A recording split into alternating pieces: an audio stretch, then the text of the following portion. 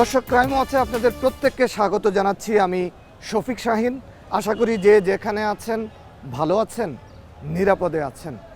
মুখোশ মানুষ, আসলের আড়ালে ভেজাল চেহারা, অথচ ওই ব্যক্তি নিজে আসল ঔষধের বিজ্ঞাপন দিত, কিন্তু নিজেই সে ভেজাল মানুষ। বলছি কুমিল্লার রেজাউল করিম স্বপনের কথা। খুলনার মেয়ে শম্পাকে হত্যাকাণ্ডের পর কিভাবে আত্মগোপনে ছিল 6.5 বছর এই স্বপন, সেই গল্প তুলে ধরার আগে আসুন দেখে নেই স্বপনের মুখোশ পরার গল্পটি।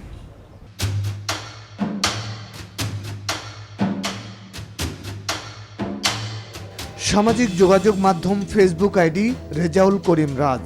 পরিপাটি মানুষ বলতে যা বোঝায় তা এই ব্যক্তিকে দেখলে সহজেই বিশ্বাস জন্মাবে। বিবাহ বার্ষিক উপলক্ষে স্ত্রীকে উইশ করার একটি ভিডিও আছে এই আইডিতে।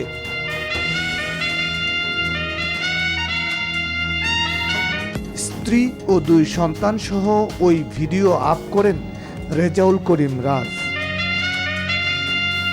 ব্যক্তিগত সম্মানহানি ও নিরাপত্তাহীনতার কারণে আমরা এই ব্যক্তির স্ত্রী ও সন্তানদের নাম ও পরিচয় প্রকাশ করছি না। এই রেজাউল করিম রাজের একটি ইউটিউব চ্যানেলও রয়েছে। ওষুধ পরিচিতি ও স্বাস্থ্য বার্তা নামক ওই চ্যানেলে এই রাজ আসল ও ভেজাল ঔষধের বিষয়ে পরামর্শমূলক বক্তব্য দিয়ে থাকেন। মোটা হওয়ার জন্য তেমন কোনো ভালো ওষুধ কিন্তু নেই। যে ধরনের ওষুধগুলো আছে সেগুলো সাইড এফেক্ট আছে, সেগুলো আপনার স্বাস্থ্যের ঝুঁকি আছে, স্বাস্থ্যের ক্ষতি আছে। ওই ভিডিও ক্লিপে তিনি নিজেকে ফার্মাসিস্ট হিসেবে পরিচয় দেন।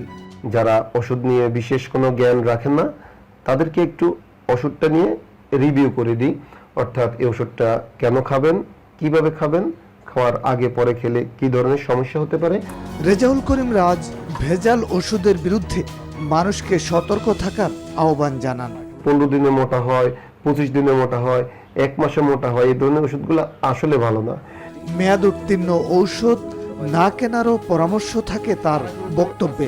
ফার্মেসি থেকে ওষুধ ক্রয় করার আগে অবশ্যই ওষুধের গায়ে ওষুধের মেয়াদ দেখে তারপর ওষুধ ক্রয় করবেন। খুবই সাবধান বন্ধুরা, মেয়াদ উত্তীর্ণ ওষুধ কখনোই ব্যবহার করবেন না এবং সেবনও করবেন না।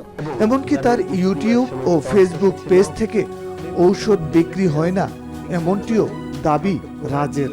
আমি কোনো অনলাইনে ওষুধ বিক্রি করি না। আমি এই চ্যানেলটি খুলেছি শুধুমাত্র সাধারণ জনগণের জন্য। যারা ওষুধ নিয়ে বিশেষ কোনো জ্ঞান রাখেন না তাদেরকে একটু ওষুধটা নিয়ে রিভিউ করে দিই। ওষুধ বিক্রি করে প্রতারণা তো দূরে থাক, অন্য কোনো প্রতারণার সাথেও তিনি জড়িত নন বলে দাবি করেন এই রাজ।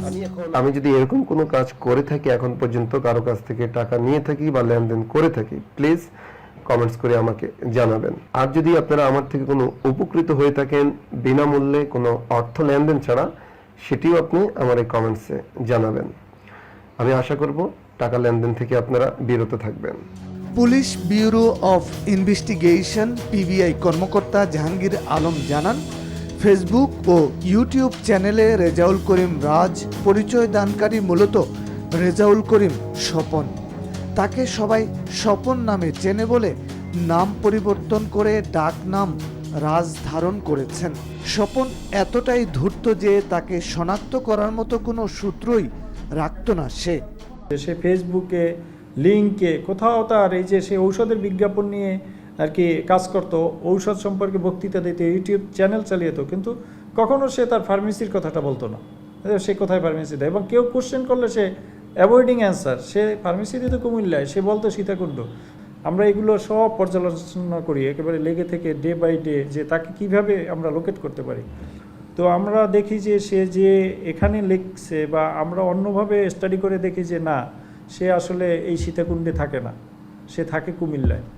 এই কর্মকর্তা জানান, স্বপন কাউকে তার বাসা পর্যন্ত চেনাতে চাননি।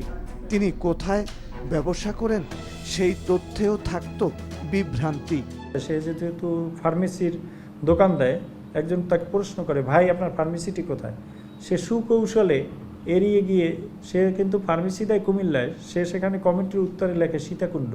সে সুকৌশলে এমনভাবে চলতো, এই তার কাছের বন্ধুরা পর্যন্ত তার বাসার অ্যাড্রেস জানতো না।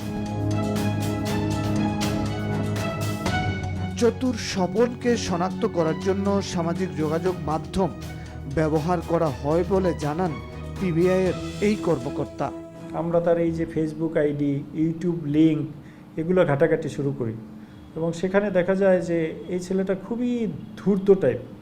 তো আমরা স্টাডি করে তার অবস্থান মোটামুটি নিশ্চিত হই যে সে কুমিল্লা শহরে থাকে। পরোপকারী স্বপন কেন প্রাণপণ চেষ্টা করলো নিজেকে আড়ালে রাখার জন্য, পিবিআই কেন তাকে হন্য হয়ে খুঁজলো, তুলে ধরছি সেই শ্বাসরুদ্ধকর অভিযানের গল্প।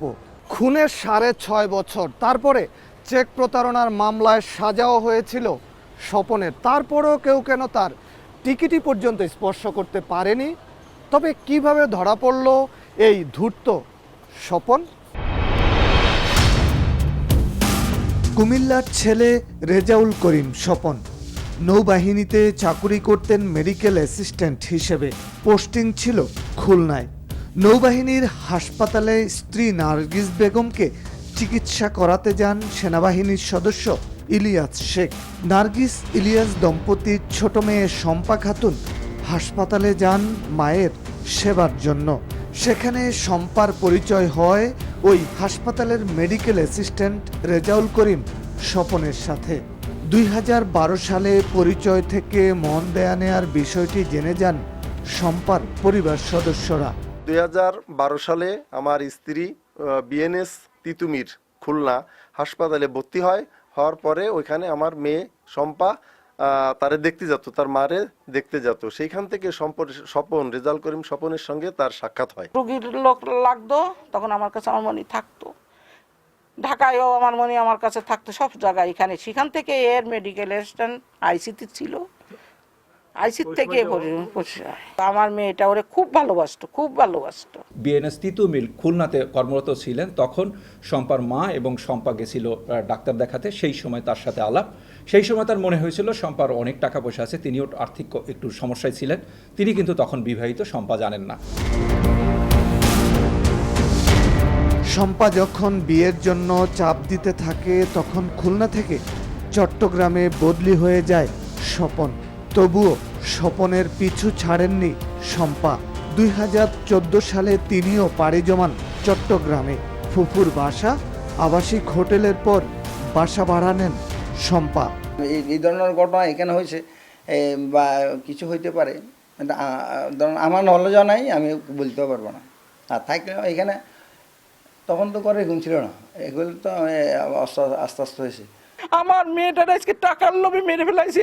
আমরা সামান্য কয় টাকা বেতনের চাকরি তাও তারে দিচ্ছি, আমি দিয়ে আজকে সব নিয়েছে, সেসব দিন আদায় আমি আজকে শোধ করেছি। কোনোদিন বুঝতে পারিনি।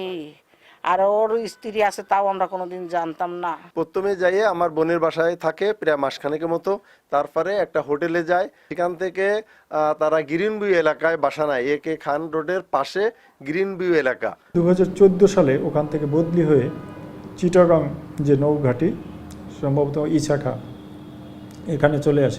কিন্তু শম্পা তাকে আর ছাড়তে চায়নি, সে তার ঠিকানা নিয়ে চিটাগাংয়ে চলে আসে।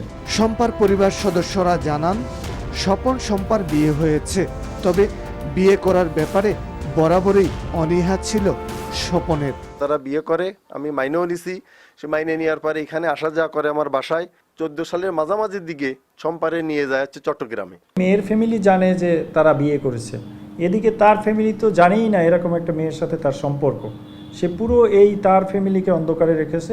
এই রেজাউল করিম স্বপন 2008 সালেই তার এলাকাতে বিয়ে করে এবং তার সেই প্রথম স্ত্রীর ঘরে একটি সন্তান। তখন শম্পা যখন স্ত্রীর অধিকার আদায়ে মরিয়া, তখন তাকে দুনিয়া থেকে সরিয়ে দেওয়ার জন্য চক্রান্তে লিপ্ত স্বপন।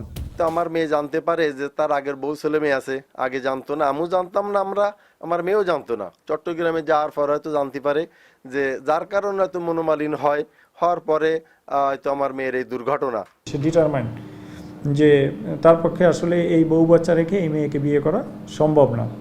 কিন্তু শম্পা তাকে বিয়ে করার জন্য আর কি বারবার বলে। তো এই বিয়ে নিয়ে বাকবিতণ্ডা এক পর্যায়ে সে এ থেকে মুক্তি চায় এবং তার একটা প্ল্যান ছিল যে সে মেরেই ফেলবে। শম্পা বাড়ি আসবে এমন তথ্য তার মা বাবাকে 2রা মে 2015 সালে জানায় শম্পা ও ও স্বপন।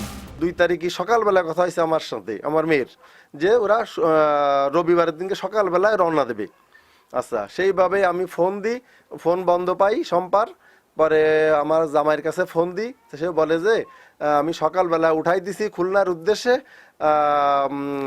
সে রওনা হয়ে গেছে। আমার মনে আমার যেদিন আসবে আগের দিন সন্ধ্যের সময় বলতিছে, আম্মু আমার পরানটা বাইরেই যাচ্ছে বুড়ি খাতি আর গরুর গোশ খাওয়ার জন্য, তোমার ফ্রিজে কি আছে? আম্মু আম্মু তুমি রান্না করো, আমি রান্না করে বসে আছি, আজও আমার বাচ্চা আসেনি, আজও আমার বাচ্চা আসেনি, আজও আমার বাচ্চা আসেনি। আমি আজকে সেই আশা আসলো, আমার মৃত্যু ছবি আসলো, না পারলাম লাশ দেখতি, না পারলাম তারে মাটি দিতি, না পারলাম তার জানাজারে শরীক হতি, না পারলাম কবরটা কোথায় কিভাবে। আর আমার মনে কত কষ্ট হয়ে যায় যখন সে ফাঁসি দিয়েছে। শম্পার বাবাকে ফোন করে বলছে যে ওকে কালকে আমি বাসে তুলে দিব, এটা আগেই বলছে। এখন বাসে তুলে দিবে, সে বাসে ঠিকই তুলে দিছে তার লাশ, কিন্তু জীবিত মানুষটাকে আর সে বাসে তুলে দেয়নি। শম্পা নিখোঁজের বিষয়ে বিভ্রান্তিকর তথ্য দেয় স্বপন। শম্পার গার্ডিয়ান পক্ষকে ওই যে সে প্ল্যান করে বলছে যে আমি তো বাসে উঠিয়ে দিয়েছি, টিকিট কেটে দিয়েছি, আমিও তো খুঁজছি, আমি তো চাকরি করে যাই আর কেস মামলা করতে পারি না, এরকম আর কি অনেক কিছু তার গার্ডিয়ানকে বোঝানোর সে চেষ্টা করে একটা ধামাচাপা দিয়ে সে চালিয়ে যাওয়ার চেষ্টা করেছে। শম্পা খুলনা পৌঁছায়নি, কোনো হদিস নেই জেনে তার সন্ধানে পাহাড়তলী থানায় সাধারণ ডায়েরি করেন ভগ্নিপতি আব্দুল মান্নান শেখ। সেটিও ঘটনার 1 মাস 7 দিন পর। পাহাড়তলী থানায় জিডি করা হয়েছিল আমার বড় জামাই, আমি তখন অসুস্থ হয়ে পড়ি। আমার বড় জামাই ওখানে যে জিডি করে মিসিং ডায়েরি, পরবর্তীতে আমরা যোগাযোগ করি থানায়, কোনো সুরাহ করতে পারেনি। ইলিয়াস শেখ এবং তার আত্মীয় পরিবারবর্গ তার নিজের মতো মৃত শম্পাকে ঢাকার বাসে তুলে দেয় স্বপন। সে পরিকল্পনা করে অন্যভাবে, সেই পরিকল্পনার ফলই হলো যে পরদিন লাশটা এই ঈগল পরিবহনে তুলে দেওয়া। তো যে ট্রাঙ্কে সে লাশটা তুলে দেয়, এই ট্রাঙ্কটা ছিল শম্পার বাবার বাড়ি থেকে নিয়ে আসা, এবং এই ট্রাঙ্কটার ভিতরে যে সমস্ত মালামাল ছিল, এই মালামালগুলো সে খুলে তারপর ওর ভিতরে এই শম্পাকে একবারে চেপে চেপে এই মৃতদেহটি ওখানে ঢুকায়। রিক্সাওয়ালার সহযোগিতা নিয়ে এই ট্রাঙ্কটি সে রিক্সায় তোলে, রিক্সা করে বাস স্ট্যান্ড একে খান মোড়, চিটাগাং থেকে ঢাকা আসার যে স্টপেজ ওখানে নিয়ে যায়। ঈগল পরিবহনের কাউন্টার থেকে সে একটা টিকিট কাটে। সে তার একটা পরিকল্পনা ছিল যে সে শখটা এভাবে সাজিয়েছে যে সে বলবে যে একজন যাত্রী পরবর্তী স্টেশন থেকে উঠবে, আর এই ট্রাঙ্কটি ওই যাত্রীর সাথে তুমি হেল্পারকে বলে দিয়ে দিবে, এবং হেল্পারকে টিকিটটা ধরিয়ে দেয়। ঈগল পরিবহনে ওই দিন দায়িত্ব পালন করছিলেন গৌতম কুমার বিশ্বাস। তিনি ক্রাইম ওয়াচ টিমকে জানান, ট্রাঙ্কের ভেতরে যে মৃতদেহ ছিল তা কোনোভাবেই বুঝতে দেয়নি স্বপন। একটা ছেলে বলে যে আমার বোন আছে ভাটিয়ারি, আপনার একটা ল্যাগেজ আছে, ল্যাগেজ আমি উঠে দিয়েছি বক্সে, তা তার টিকিটটা নিয়ে আমি গাড়ি ছেড়ে দিয়েছি। ভাটিয়া এসে বললাম যে কোনো মহিলা আছে এখানে, ঢাকা যাওয়ার টিকিটে দিয়ে দিয়েছে তার ভাইয়া, এখান থেকে টিকিট কাটছে। তা বলছে না দাদা, এরকম তো কোনো মানে মহিলা নেই। তারপর যেহেতু পালাম না পাওয়ার পরিপ্রেক্ষিতে আমি ম্যানেজারে রিং করি, মোবাইলে রিং করে বলে দাদা এখানে করে কোনো যাত্রী পাইনি, কোনো মহিলা পাইনি। তা বলে ঠিক আছে তাই তুমি চলে যাও। আমি ওইভাবে আসছি। ঢাকায় পৌঁছানোর পর ট্রাঙ্কের মালিক না থাকায় গাবতলী বাস কাউন্টারে নেওয়া হয় ট্রাঙ্ক। আকারের তুলনায় ওজন বেশি হওয়ায় সন্দেহ হয়। খবর দেয়া হয় পুলিশে। ট্রাঙ্ক খোলার পর সবাই হতবাক। একটা ল্যাগেজ, কিন্তু তার তো যাত্রী পাইনি। ভাটিয়া থেকে একটা মহিলা ওঠার কথা ছিল, সে তো উঠিনি। তো এই ল্যাগেজ এখানে কী করবে, এই যে নিয়ে আসলাম, এই যে এখানে রাখেন। তারপর রাখার পর বলতেছে যে এরকম ম্যানেজার সাহেব নাইম ভাই বলতেছে যে এত টাইম হয়ে গেল কেউ রিং দিল না। তা উনি ওখানে যে সাইডে পুলিশ দাঁড়িয়েছিল, উনার পুলিশকে বললো যে এরকম ভাই দেখেন যে একটা ল্যাগেজ আসছে, তা যেহেতু 6-7 ঘন্টা হয়ে গেছে কেউ খোঁজও নিইনি, তা কী দেখি বৃত্তান্ত একটু দেখেন আপনারা। তখন ওনারা আসলো, এসে ল্যাগেজটা দেখলো, উঁচু করে দেখলো ল্যাগেজটা ভার। তখন ওনাদের সন্দেহবশত ওনাদের অফিসারকে রিং দিয়েছে। রিং দিলে উনি আসছে, এসে আপনার ল্যাগেজটা ভাঙার পর দেখছে লাশ। সেই ঘটনায় মামলা হয়, তদন্ত করে পুলিশ, কিন্তু অজ্ঞাত তরুণীর পরিচয় শনাক্ত হয়নি। ধারণা পাওয়া যায়নি খুনি সম্পর্কে। পরে মামলার তদন্তের দায়িত্ব পায় সিআইডি। তারাও কোনো কুল কিনারা করতে পারেনি। চূড়ান্ত প্রতিবেদনে না বলে দেয় আদালত। আদালতের নির্দেশে আমরা এই পুলিশের সমস্ত সংস্থা মিলেই একটু একটু একটু একটু করে, মনে করেন যে থানা পুলিশ যেটুকু করেছে, প্রাথমিক অবস্থায় যা করার ছিল তারা করেছে, সিআইডি অনেকগুলো কাজ করেছে, তারপর আমরা ফাইনাল টাচ সেটা করেছি এবং সবার হাত ধরেই কিন্তু মামলাটি আজকে এই পর্যায়ে আমরা ডিটেক্ট করতে পেরেছি। তদন্তভার আসে পিবিআইয়ের হাতে। প্রথমে তাদেরও বেগ পেতে হয়। মামলার তদন্ত কর্মকর্তা আশরাফুজ্জামানকে পাঠানো হয় চট্টগ্রামে। তিনি হাঁটেন ভিন্ন পথে। ইন্সপেক্টর আশরাফুজ্জামান মামলাটি তদন্ত করে, তাকে আমি বললাম যে ঠিক আছে, আপনি সরাসরি ওখানে যাবেন এবং একেবারে 1 সপ্তাহ নিবিড়ভাবে, আর কোনো কাজ নেই, শুধু এই একটা জিডি তদন্তের জন্য তাকে আমরা 1 সপ্তাহের জন্য চিটাগাঙে প্রেরণ করি। তদন্ত কর্মকর্তা জানান 1,500-এরও বেশি সাধারণ ডায়েরি ঘাঁটতে হয় তাকে। সেই সব থেকে কয়েকটি সাধারণ ডায়েরি আলাদা করেন তিনি। সামনে আসে আলোর রেখা। পাহাড়তলী থানায় আমরা এই জিডি নিয়ে বসতে বসতে আমরা 1 মাস করে দেখি। একসময় আয়ুর দলের তদন্তকারী দলের একটু আগ্রহ যাবে যে 1 মাসের ঊর্ধ্বেও দেখি না, এই ধুলা টুলা ঝেড়ে হঠাৎ করে দেখে যে 10ই জুন একটি জিডি পাওয়া গেছে, নাম শম্পা বেগম, সে নিখোঁজ হয়েছে এবং নিখোঁজ হওয়ার পরে নিখোঁজ হয়েছে এবং আমরা একটু ঢেকে টেকে মনে হয়েছে যে একটু মিল থাকতে পারে। ঘটনার পূর্বে এবং ঘটনার পরে মোট 3 মাসের জিডি বই আমি তল্লাশি করি।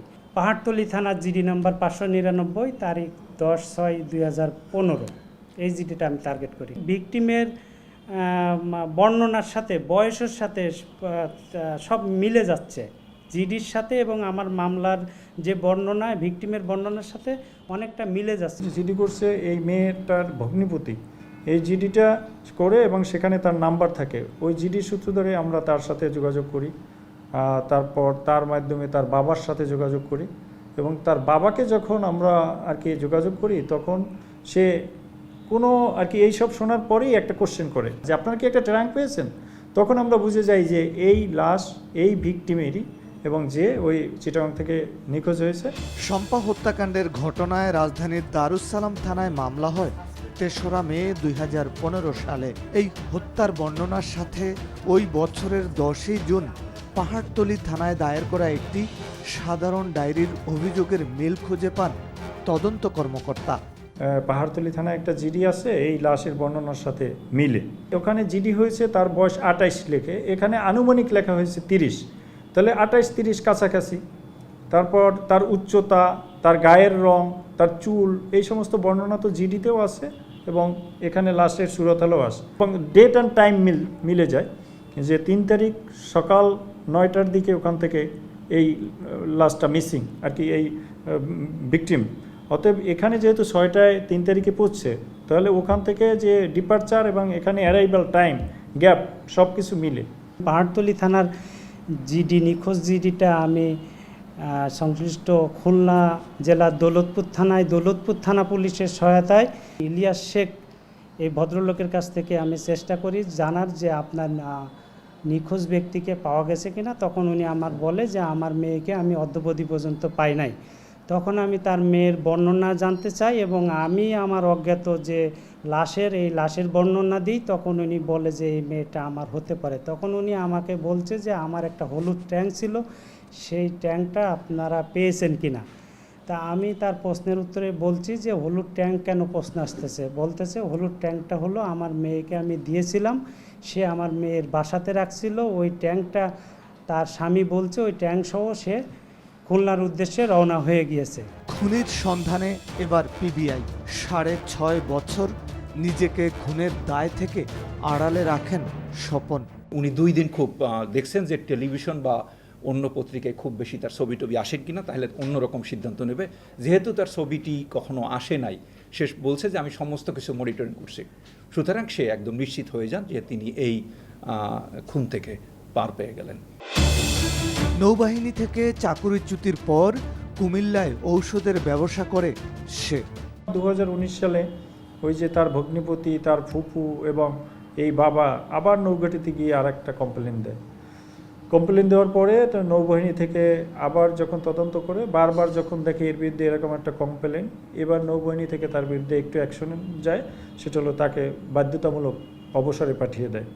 এরপর সে যখন 2019 সালে বাধ্যতামূলক অবসরে চলে আসে, তখন তো সে চাকরি নেই, কি করবে? ওর যেহেতু মেডিকেল অ্যাসিস্ট্যান্ট হিসেবে একটা কাজের অভিজ্ঞতা আছে, সে কুমিল্লা শহরে এসে একটি ঔষধের ফার্মেসি দেয় এবং ঔষধ ফার্মেসিটা তার ছেলের নামে, শাহরেজা ফার্মেসি নামে একটা ঔষধের দোকান সে চালায়। এবং পাশাপাশি এই ছেলেটা দেখবেন আপনি ইউটিউব চ্যানেল আছে তার একটা, ইউটিউব চ্যানেলটার নাম হচ্ছে ঔষধ পরিচিতি ও স্বাস্থ্য বার্তা। শম্পার বাবা জানান 8.5 লাখ টাকার চেক প্রতারণার মামলায় সাজা হয় স্বপনের। গ্রেপ্তারি পরোয়ানা জারি হলেও তাকে কেউ চিহ্নিত করে গ্রেপ্তার করতে পারেনি। অবশেষে শম্পা হত্যার ঘটনায় পিবিআইয়ের জালে ধরা পড়ল স্বপন। খুনের দায় স্বীকার করে আদালতে স্বীকারোক্তিও দিয়েছে সে।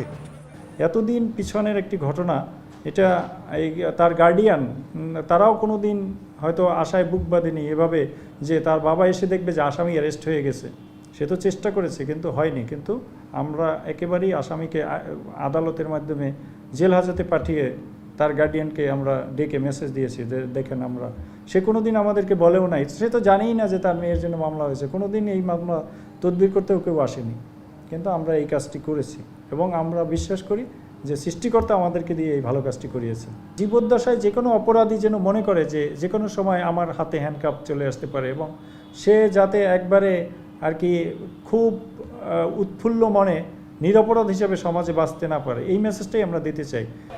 স্ত্রী সন্তান থাকার পরও ছলনা করে শম্পার সাথে সম্পর্কে জড়ায় স্বপন। তাকে ভালোবাসতে গিয়ে খুন হলেন শম্পা। মা বাবা হারালেন তাদের সন্তান। আর কোনো কিছুর সাথে জড়িত না থেকেও স্বপনের স্ত্রী আর সন্তানেরা এখন ভুক্তভোগীর তালিকায়। ক্রাইম ওয়াচের শেষ প্রান্তে আমরা। অপরাধের তথ্য দিন, আপনার পরিচয় গোপন রেখে ক্রাইম ওয়াচ টিম হাজির হবে আপনার দেখানো পথে। মুখোশ খুলব অপরাধীদের। আমাদের সাথে যোগাযোগের ঠিকানা প্রযোজক ক্রাইম ওয়াচ, এনটিভি, বিএসসিসি ভবন, 102 কাজী নজরুল ইসলাম এভিনিউ, কারওয়ান বাজার, ঢাকা 1215। আমাদের ইমেল করতে পারেন crimewatch@ntvbd.com। এছাড়া আমাদের ফেসবুকে পাবেন facebook.com/crimewatchntv। এছাড়া এই অনুষ্ঠানটি পুনরায় দেখতে ভিজিট করুন www.ntvbd.com এই ঠিকানা। এছাড়া এনটিভির জনপ্রিয় সব অনুষ্ঠান ও খবরের আপডেট জানতে ভিজিট করুন আমাদের ইউটিউব ও ভেরিফাইড ফেসবুক পেজ। এবার বিদায় নেবার পালা। সবাই ভালো থাকুন, নিরাপদে থাকুন। অপরাধ ও তার শেষ পরিণতি জানতে দেখুন ক্রাইম ওয়াচ।